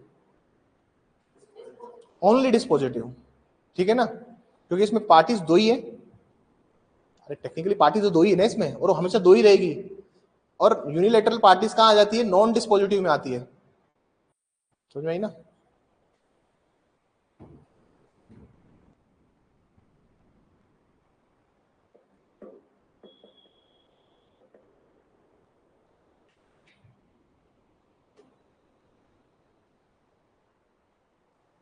आगे और लिखिए। जहां कहीं भी कोई दस्तावेज रजिस्टर्ड है, पहले हिंदी मीडियम लिखा देता हूं। जहां कहीं भी कोई दस्तावेज रजिस्टर्ड है, तो धारा 92 के अंतर्गत धारा 92 के अंतर्गत पक्षकार कोई मौखिक साक्ष्य नहीं दे सकते, पक्षकार कोई मौखिक साक्ष्य नहीं दे सकते, पक्षकार कोई मौखिक साक्ष्य नहीं दे सकते, परंतु परंतु अनुप्रमाणिक साक्ष्य, अनुप्रमाणिक ही था ना, परंतु अनुप्रमाणिक परंतु अनुप्रमाणिक साक्ष्य परंतु अनुप्रमाणिक साक्ष्य मौखिक दस्तावेज दिए जा सकते हैं। अनुप्रमाणिक साक्ष्य मौखिक साक्ष्य दे सकते हैं। अनुप्रमाणिक साक्ष्य मौखिक साक्ष्य दे सकते हैं। wherever a document is attested, wherever a document is attested, in such case parties to document shall not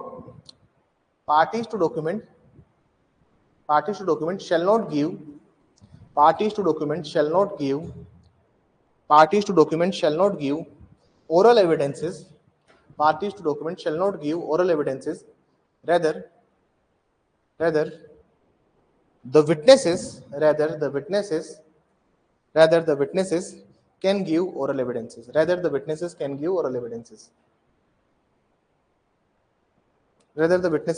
oral evidences.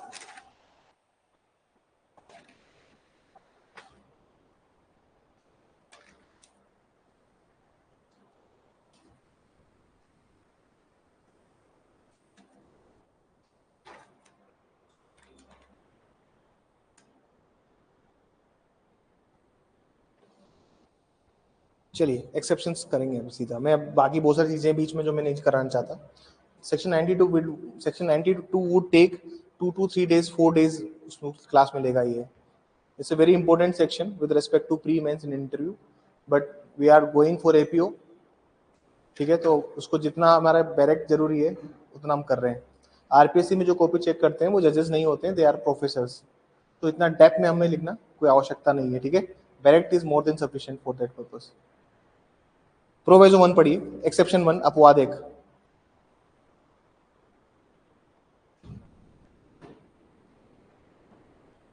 देखिए ये जो जितने भी एक्सेप्शन दिए हुए ना 6, ये सब लॉजिकल रीजनिंग के ऊपर दिए हुए हैं।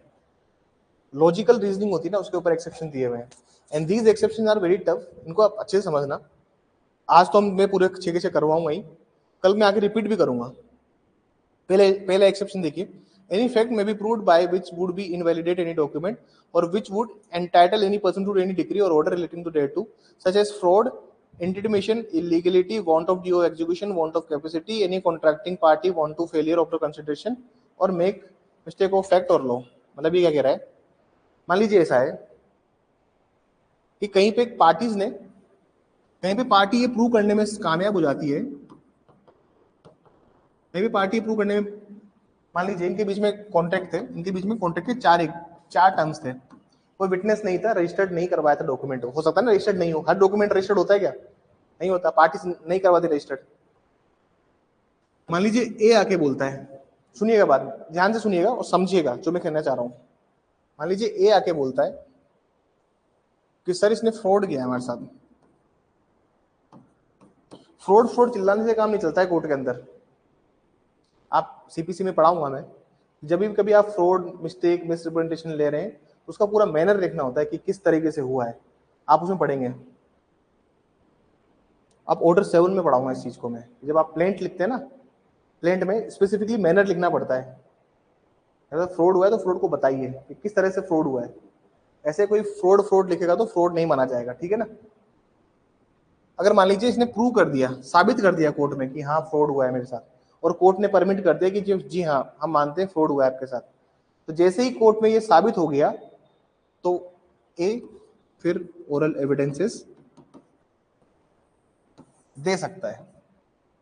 एक मैक्सिम है, एक्स दो लो मालो non ऑर्क्यूटल,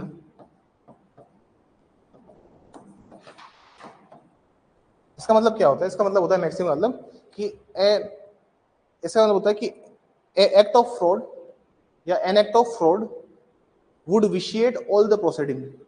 an act of fraud would vitiate all the proceeding. जहां पे भी सर कपट होगा इसमें लिखिए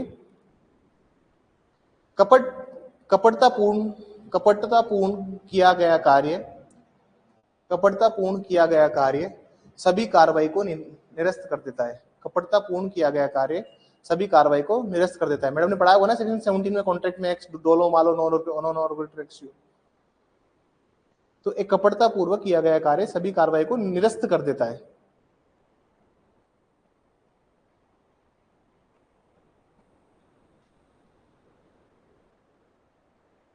देखिए डन। मतलब पहला एक्सेप्शन समझ में आ गया आप लोगों को? समझ में आई बात? और फ्रॉड कहां पे हुआ है? Want of due of execution, execution करते टाइम भी, निष्पादन करते टाइम भी फ्रॉड हुआ है। आप उसके बाकी एलिमेंट्स भी अगर पढ़ेंगे, हिंदी में पढ़िए ऐसा, यदि ऐसा कोई तथ्य साबित किया जा सकेगा जो किसी दस्तावेज को अविधि माने बना दे या जो किसी व्यक्ति को तत्संबंधी किसी डिक्री या आदेश का हकदार बना दे, यथा कपट, अभित्रास, अवैधता, सम्यक निष्पादन का अभाव, किसी संविदाकारी पक्षकार के सामर्थ्य का अभाव, प्रतिफल का अभाव, निष्फलता या विधि की तथ्य की भूल। अब सारे रीजंस क्या है सर? ये जो लिस्ट है ना सर, ये एग्जॉस्टिव नहीं है, और ज्यादा हो सकती है। समझ में आई बात? तो मुझे लगता है पहला प्रोविजन समझ में आ गया होगा, अपवाद समझ में आ गया होगा कि अगर आप फ्रॉड करते हो किसी के साथ, तो फिर आप किसी के साथ कपट किया आपने, तो फिर कितना भी अच्छा काम क्यों ना करो, तुम सब खराब है तुम्हारा। क्योंकि जहां पे भी फ्रॉड का एलिमेंट आता है ना, अरे फ्रॉड का एलिमेंट तो इतना स्ट्रांग होता है कि कोई भी डिग्री भी अगर आई है ना, और मालूम पड़ जाए कोर्ट को कि जो डिग्री दी है, जिस डॉक्यूमेंट के बेसिस पे दी है, वो फ्रॉडफुली लेके आया पार्टी ने वो फ्रॉड से बनाई है वो डिग्री, पार्टी ने उस डॉक्यूमेंट को बनाने में फोर्जरी करी है, कपटतापूर्वक या कपट के आश्रय से उस डॉक्यूमेंट को बनाया है। तो आप समझ लीजिए कि कोर्ट उस डिग्री को भी, हाई कोर्ट तो उस डिग्री को कैंसिल ही कर देता है। तुम्हारी 10 साल केस चला ना, तो तुमने 10 साल मेहनत करके जजमेंट दिया है, वो सब एक बार में धूल है। समझ में आ गई? तो फ्रॉड एक ऐसी चीज है जो कि पूरी प्रोसीडिंग को खत्म कर देती है, विशिएट कर देती है। दूसरा प्रोविजो पढ़िए। The existence of any separate oral agreement as to any matter on which document is silent, which is not inconsistent with the terms, may be proved. Inconsistency whether or not this proviso applies, the court shall regard to a decree on a such document. अब sir ये क्या बोल रहा है? मान लीजिए किसी भी टर्म के ऊपर डॉक्यूमेंट साइलेंट है, समझना,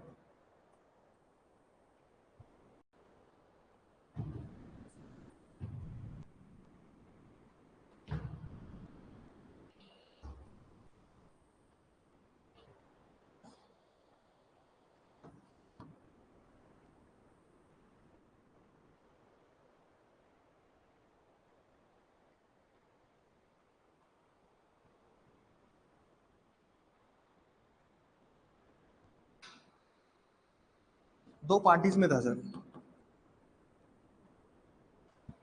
कोई डॉक्यूमेंट है, समझने की कोशिश कीजिएगा, टफ पॉइंट है।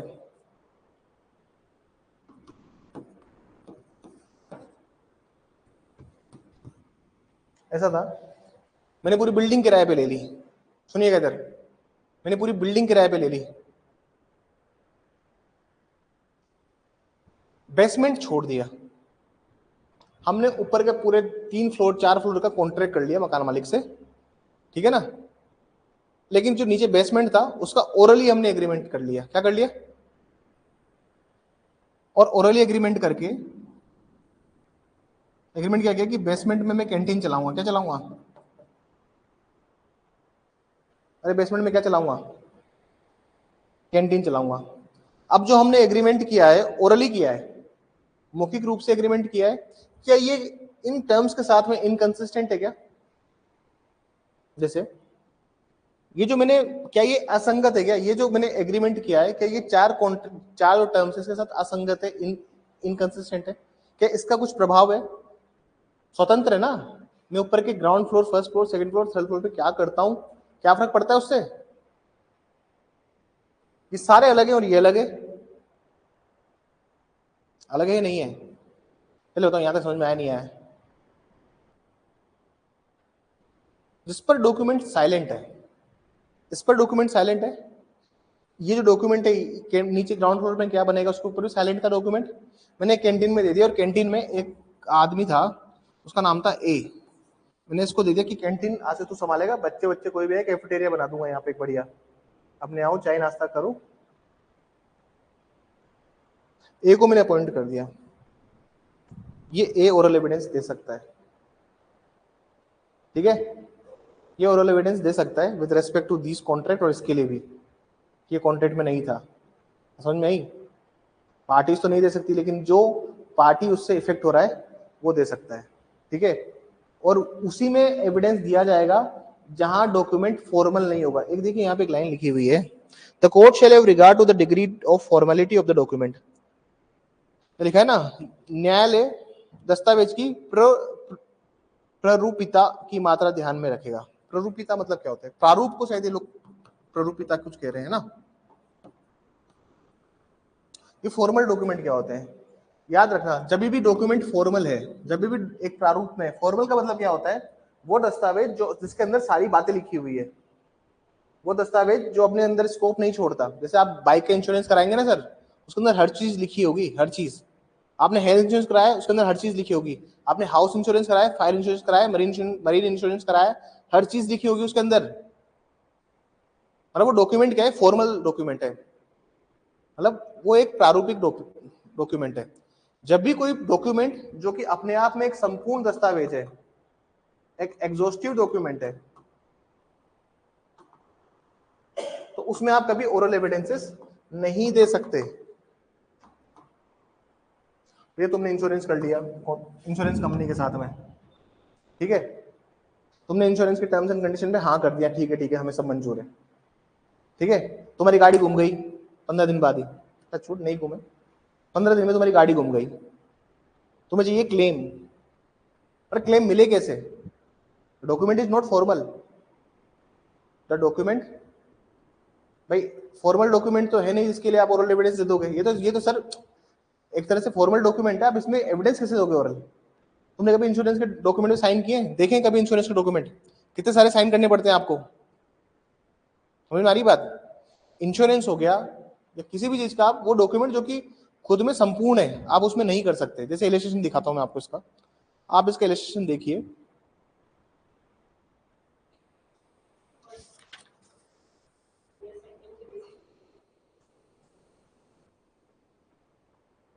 हाँ देखिए, इंश्योरेंस लिखा हुआ है ना सर, लिखा हुआ है पहला इलस्ट्रेशन देखिए, बीमा की एक पॉलिसी। सर जहां पे भी बीमा वगैरह आ जाएगा ना, ये इसमें आप मौखिक साक्ष्य नहीं दे पाएंगे। इनमें क्या नहीं दे पाएंगे? अब लास्ट में वही लिखा होगा, the fact that particular ship was orally accepted from the policy can not be proved. मतलब आप मौखिक रूप से अपवादित था साबित नहीं किया जा सकता, उसको प्रूव नहीं कर सकते। दूसरा ये है,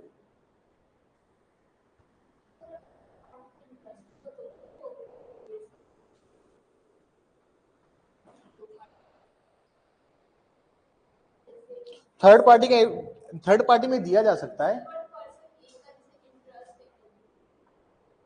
इसमें दे सकता है, लेकिन ये जो डॉक्यूमेंट था ना सर, ये हमारा फॉर्मल डॉक्यूमेंट थोड़ी था।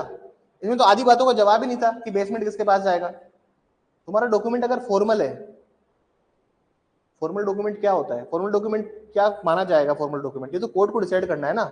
आप देखिए उसमें लिखा हुआ है, the court shall have regard, ये कोर्ट को ध्यान रखना होगा कि क्या फॉर्मल है, नहीं है।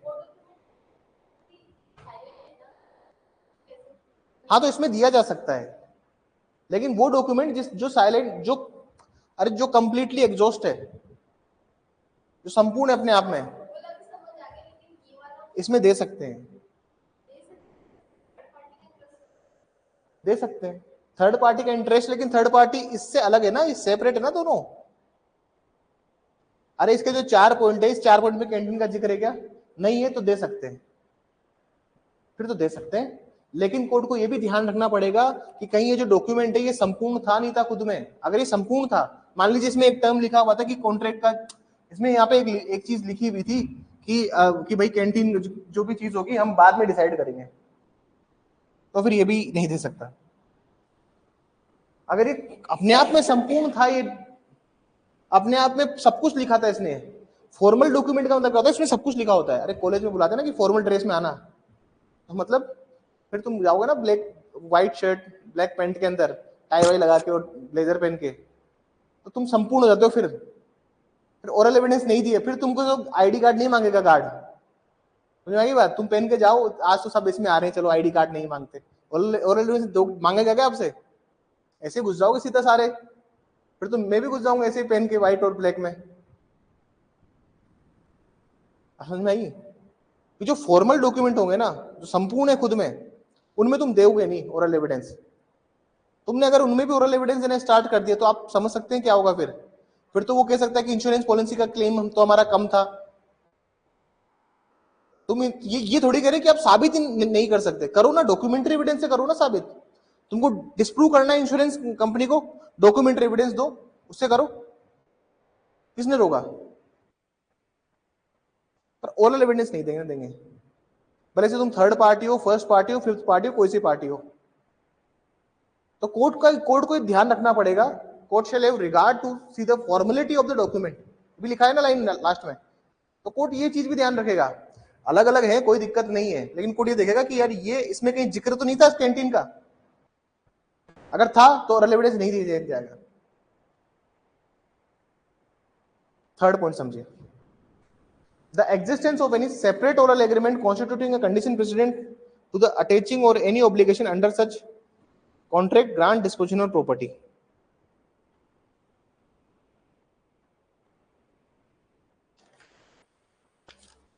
देखिए सर, ऐसा था,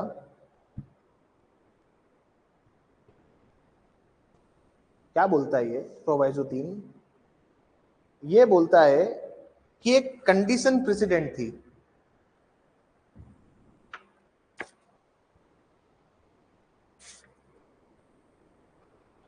ये क्या बोलता है सर? एक पृथक रूप से करार तो हुआ ही है, लेकिन एक कंडीशन, एक पूर्वभाव्य शर्त है। अब पूर्वभाव्य शर्त क्या है? कि बोरिंग लेक्चर है क्या? Why everyone yawning? It's a boring lecture. तो फिर समझ में नहीं आ रहा, ऊपर से जा रहा है।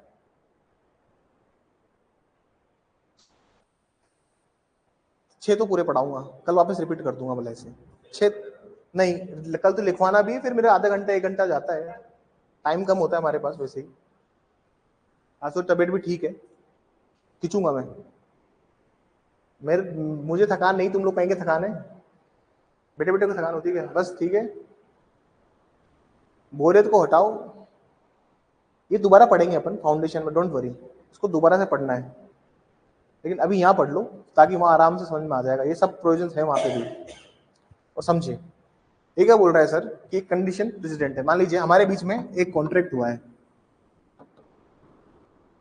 हमारे बीच में एक कॉन्ट्रैक्ट हुआ है, और कॉन्ट्रैक्ट की शर्त क्या थी वो सुनिए। कॉन्ट्रैक्ट की शर्त ये थी कि, कॉन्ट्रैक्ट की क्या शर्त थी सर? कि पहले हमारे बीच में एक कोई बात है, ये पूरी होनी चाहिए, तभी ये कॉन्ट्रैक्ट लागू होगा। समझ में आएगी बात? ये बात पूरी हो तभी लागू करा हुआ माना जाएगा। एक कंडीशन प्रेसिडेंट है, मतलब ऑलरेडी कंडीशन डाल रखी, जब ये कंडीशन फुलफिल हो जाएगी तभी हम करेंगे। समझ में आ गई बात? अरे भैया लड़का पसंद है लेकिन लड़की की सरकारी नौकरी नहीं है, तो कंडीशन हो सकती है ना कि पहले नौकरी लग जाए सरकारी, उसके बाद देखा जाएगा, हो सकती है कंडीशन। वैसे ही कंडीशन है, जब तक वो कंडीशन फुलफिल नहीं होती, अरे सर मान लीजिए वो कंडीशन फुलफिल नहीं हुई तो ओरल एविडेंस दे सकते हैं। फिर कंडीशन प्रेसिडेंट था और वो कंडीशन तो पूरी हुई नहीं, और तुम मेन एग्रीमेंट पे आ गए हो, तो फिर पार्टी बोल सकती है कि सर ओरल एविडेंस दिया जा सकता है क्योंकि हमने वो कंडीशन रखी थी और वो पार्टी ने नहीं मानी। ठीक है, आ जाइए अगले में, चौथा देखिए, to the existence of any distinct and subsequent agreement to rescind or modify any such contract, grant disposition may be provided except in case of disposition provided। ठीक है सर, ये क्या कह रहा है कि मान लीजिए अगर कोई, आपने एक सब्सिक्वेंट एग्रीमेंट कर लिया है, सब्सिक्वेंट ओरल एग्रीमेंट कर लिया है पार्टी के साथ में, जैसे उसको समझिए थोड़ा सा।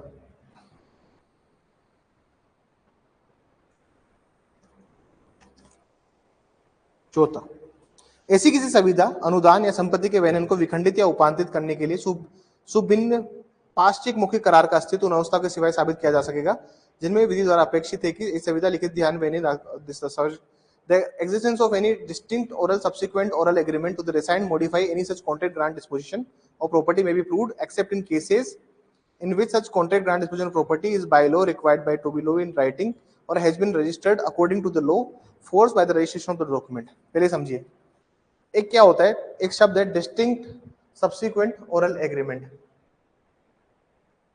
डिस्टिंक्ट सब्सिक्वेंट ओरल एग्रीमेंट एक पार्टीज के बीच में हुआ है. चौथा पॉइंट टफ है, उसको समझना. एक डिस्टिंक्ट ओरल एग्रीमेंट पार्टीज के बीच में हुआ है और पार्टीज चाहती है उस एग्रीमेंट को रिसाइंड कराना, मॉडिफाई कराना कोई भी कॉन्ट्रैक्ट ग्रांट डिस्पोजिशन के लिए. ऐसा समझिए, पक्षकारों के बीच में कॉन्ट्रैक्ट नंबर 1 लिख दूं इसको मैं, ये लिखित में था, ये लिखित में था. फिर लेटर ऑन स्टेज में क्या हुआ वो सुनिए और समझने की कोशिश कीजिएगा. लेटर ऑन क्या होता है, पार्टीज एक डिस्टिंक्ट सब्सिक्वेंट ओरल एग्रीमेंट कर देती है और पार्टी चाहती है, पार्टी ने एक ओरल एग्रीमेंट कर लिया और ओरली बोला कि भाई हम इसको नहीं अब निभाएंगे, हम निभा नहीं सकते इसको. क्या बोला, हो गया जो हो गया, अब इसको नहीं, हमसे निभता नहीं वो एग्रीमेंट. हाँ, अब वो रिश्ता नहीं, ये कॉन्ट्रैक्ट नहीं निभेगा. बोला कि अब नहीं होगा सर, इन पार्टी ने एक अलग से ओरल एग्रीमेंट कर लिया. समझ में आई बात. पार्टीज एग्री कर ली ओरली कि हम नहीं निभाएंगे, तो सर ओरल एविडेंस दिए जा सकते हैं कि हाँ हमने ओरली एग्री किया था. पार्टी ओरली बता सकती है कि हाँ हमारे बीच में ऐसे ट्रांजेक्शन हुए थे. लेकिन दो तरीके हैं जहां पे ओरल एविडेंस नहीं दे सकते. कहां पे, जहां पे सर रजिस्टर्ड है कोई डॉक्यूमेंट. क्या है सर, कोई डॉक्यूमेंट, या फिर कोई रिड्यूस इन राइटिंग है. अगर इन्होंने कॉन्ट्रैक्ट को रजिस्टर्ड करवा लिया है विटनेसेस के साथ साइन लगा के, तो फिर ओरल एविडेंस करो या कुछ भी करो, इसको हटाने के लिए, इसको रिसाइंड कराने के लिए या मॉडिफाई कराने के लिए, तो पार्टी एविडेंस नहीं दे सकती. सबसे टफ है एविडेंस में. एविडेंस में जो सबसे टफ चीज है वो ये है, यही है जो अभी पढ़ा रहा हूं मैं आपको जल्दी जल्दी में, आपके दिमाग पर प्रेशर डाल के. प्रेशर आ रहा है थोड़ा थोड़ा, फील हो रहा है हल्का हल्का, ऐसे मत कीजिए. फील होता है सर, मुझे भी होता है पढ़ाते वक्त ये सब. तो these are very tough. Tough इसलिए नहीं है कि किस चीज का आ रहा है. चलिए आगे चलिए. अच्छा, और तरह तो चले जाइए. तो ठीक है, पांचों समझिए. पांचों क्या बोल रहा है, कोई भी यूजेज और कस्टम है which incident not expressly mention in any contract usually annex to the date description. अभी क्या बोलता है इसको समझने की कोशिश कीजिए. सर अगर मान लीजिए ऐसी बात है ऐसी बात है कि एक धंधा, एक बिजनेस ऐसा है जिसमें क्या होता है सर, जैसे अलग अलग मार्केट के अलग अलग ट्रेडिशंस होते हैं. जैसे आप अगर इसमें जाएंगे, जैसे अपना कौन सा मार्केट है ये, जयपुर का, जहां से वो सवारी निकलती है, त्रिपोलिया जाएंगे या गणगोरी जाएंगे, गणगोरी मार्केट, त्रिपोलिया मार्केट जाएंगे, तो वहां पे दुकानदारों में ऐसा है कि आप क्रेडिट पे माल उठा सकते हो 1 महीने के लिए. उनका फिक्स रूटीन है. क्या है उनका फिक्स रूटीन कि आप 1 महीने की क्रेडिट पे माल उठाओ. तो पार्टीज ने क्या किया ना सर, एक एग्रीमेंट कर लिया है. पार्टीज का एग्रीमेंट किया हुआ है, लेकिन उनके यहाँ पे ऐसा फिक्स यूजेज है, कस्टम है, जिससे वो चीज को वो मेंशन नहीं करते, किसी में भी लिखते नहीं है किसी में भी. लेकिन पार्टीज के बीच में इंप्लाइड है कि हाँ 1 महीने में पेमेंट साइकिल क्लियर होता रहता है. तो उसके लिए भी आप ओरल एविडेंस दे सकते हो, क्योंकि वो एक कस्टम है और यूजेज है. ठीक है ना सर. क्या है वो चीज क्या हो जाएगी सर, एक प्रथा है या रूढ़ी है जिसके अकॉर्डिंग काम चल रहा है, तो उसके लिए आप ओरल एविडेंस दे सकते हैं. ऑल्दो तुमने कॉन्ट्रैक्ट बना रखा है, लेकिन अगर उसमें कुछ चेंजेस हुए हैं, जो अरे पार्टी ने लिख दिया यहाँ पे कि हर 15 दिन में पेमेंट दिया जाएगा, कॉन्ट्रैक्ट में लिख दिया, लेकिन कस्टम कितना है, रूढ़ी कितना है, 1 महीने का, तो आप ओरल एविडेंस दे सकते हो. तो बुला सकते हो अलग अलग विटनेसेस को. उसमें पार्टी भी बोल सकती है कि 1 महीने का तो हम सबका वो चलता है मार्केट में, क्रेडिट 1 महीने बाद ही आता है पेमेंट, इसने 15 दिन लिख दिया इसमें. समझ में आई बात. लास्ट छठा, छठा जो है ना सर, वो 5वें का एक्सेप्शन है।